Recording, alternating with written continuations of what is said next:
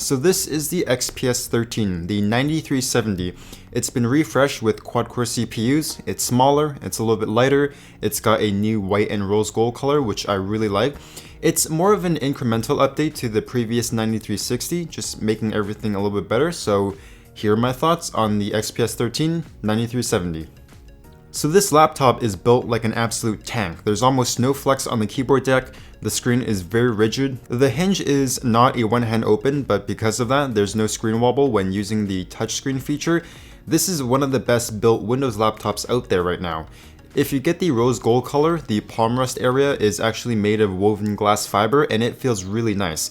Now, it doesn't have the same rubber kind of finish as the black carbon fiber. The finish on this is a little bit more smooth, almost like a plastic, except you know it's not, and it's much stronger. The layout of the keyboard is pretty good. It's got good key travel, it's got 3-stage white LED backlighting. The only thing that I don't like is that the brightness controls are on the up and down arrow keys, and if you look at some of the function keys, it just seems kind of silly. But aside from that, this is a really good keyboard, especially given how thin the notebook is. The trackpad uses native Windows precision drivers, it's accurate, the gestures are nice, it's got a frosted glass surface.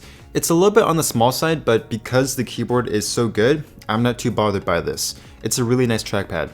The model I'm using here has the 4K screen option. It's not cheap, it's a $400 option alone and it drains a couple hours off of your battery life, but it looks really good.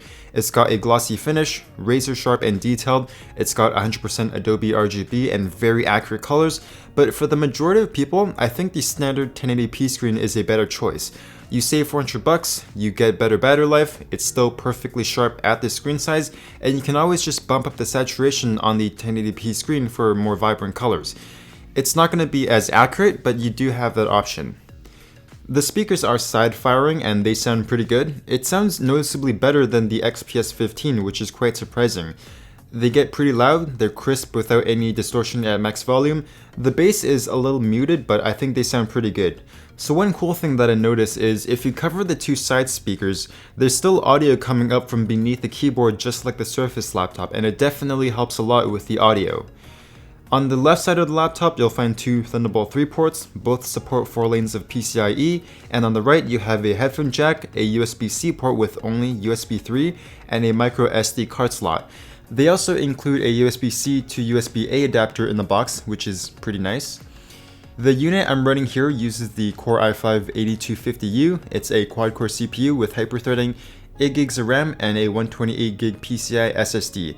The CPU throttles a little bit under load, but it does handle basic productivity tasks, Photoshop, and some light video editing. The cheapest model that Dell sells actually comes with a dual-core CPU, so just be aware of that when buying. The SSD is a SATA drive, but it looks like the M.2 slot supports both SATA and PCI, so you can install a bigger and faster drive if you want. You're also going to want to buy as much RAM as you need when buying, because the RAM is soldered on.